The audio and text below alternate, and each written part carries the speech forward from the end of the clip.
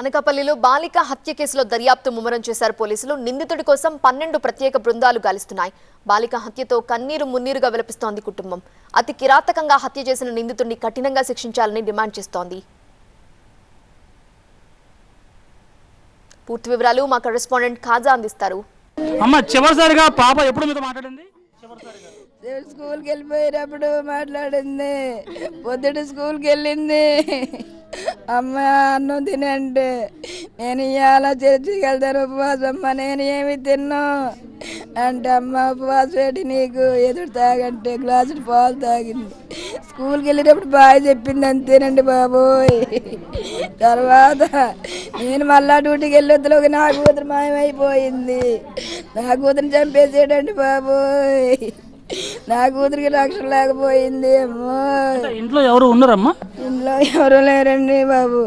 ఆడెప్పుడు కనిపెట్టాడు, ఎన్నాళ్ళు పెట్టమని కాసాడు నాకు తెలియదు అయ్యే బాబు. ఆడు కనిపెడతాడు అని తెలిస్తే నేనెందుకు వెళ్తానండి బాబు డ్యూటీకి. అమ్మ నిన్నేమన్నా అంటున్నారా అంటే నన్నే వల్లేదు, నేను డ్యూటీ మానేస్తానంటే నువ్వు మానేయొద్దులే అమ్మ, వెళ్ళు ఇంటికాడ ఉంటే ఏడుతూ ఉంటావు ఏదో ఒకటి అంటారు. అన్న ఒకసారి ఉరిశిక్ష వేయకూడదు సార్. నొప్పి తెలియాలి.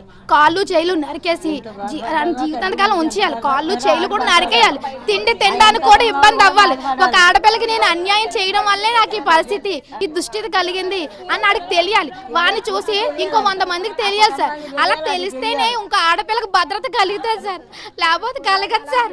ప్రతి ఒక్క తల్లి తండ్రికి చెప్తున్నాను, తెలుసుకోండి అమ్మ. సో ఇది ఓవరాల్గా ఆ తల్లిదండ్రుల ఆవేదన అనేది, అంటే కూతురుని అయితే తీసుకురావాలని కానీ వాడిపై కఠిన చర్యలు తీసుకోవాలి. ఎందుకంటే ఆ నొప్పి, అంటే ఆ కత్తితో దాడి చేసినప్పుడు ఆ చెట్టు తల్లి ఎంతగా తల్లడిల్లిపోయిందో, తల్లి కోసం ఎంతగా అరిచిందో అని తీవ్ర ఆవేదన చెందుతున్న ఈ కుటుంబ సభ్యులంతా అటువంటి శిక్షే ఆ నిందితుడికి వేయాలి. ఇంకోసారి ఎవరు కూడా మరొకరు అటువంటి ఆలోచించడం వల్ల ఎవరు కూడా ఆడపిల్ల వైపు కన్నెత్తి చూడకుండా చర్యలు ఉండాలని వీళ్ళంతా కూడా డిమాండ్ చేస్తున్నారు. కెమెరా పర్సన్ భాస్కర్తో ఖాజా టీవీ, నేను కొప్పుకుండపాలెం గ్రామం నుంచి. గుండె లవిసేలా రోధిస్తున్న బాలిక కుటుంబాన్ని ఎమ్మెల్యే విజయ్ కుమార్ పరామర్శించారు. నిందితుడిపై కఠిన చర్యలు తీసుకుంటామన్నారు. బాధిత కుటుంబానికి న్యాయం చేస్తామని హామీ ఇచ్చారు. నిందితుడి కోసం ప్రత్యేక బృందాలు గాలిస్తున్నాయని, అలానే పోలీసుల నిర్లక్ష్యంపై విచారణ చేస్తామన్నారు ఎమ్మెల్యే విజయ్ కుమార్. 100% పట్టుకోవాలి కదా, పట్టుకొని ఎట్టి పరిస్థితుల్లో అంటే ఆ చట్టాలు పూర్తిగా ఆయన్ని ఎట్టి పరిస్థితుల్లో కఠినంగా, అంటే ఎంత ఇప్పుడు మనం చట్టానికి అతీతంగా మనం ఏం చేయలేము, చట్టాన్ని మన చేతుల్లోకి తీసుకోలేము.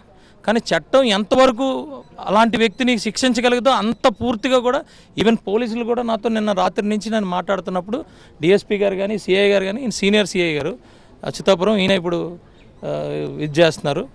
సో ఈ ఎంక్వైరీ అంతా కూడా ఆయనే చేస్తున్నారు. వీళ్ళందరూ కూడా వాళ్ళు రాత్రి నుంచి కూడా వాళ్ళు బాధపడుతున్నారు. ఇలాంటి పరిస్థితులేనా చూదురుగానే వాళ్ళ దగ్గర ఎన్ని చట్టాలు ఉన్నాయో ఎన్ని పెడతారో ఎలా పెడతారో చూదురుగానే ముందు దొరకాలి.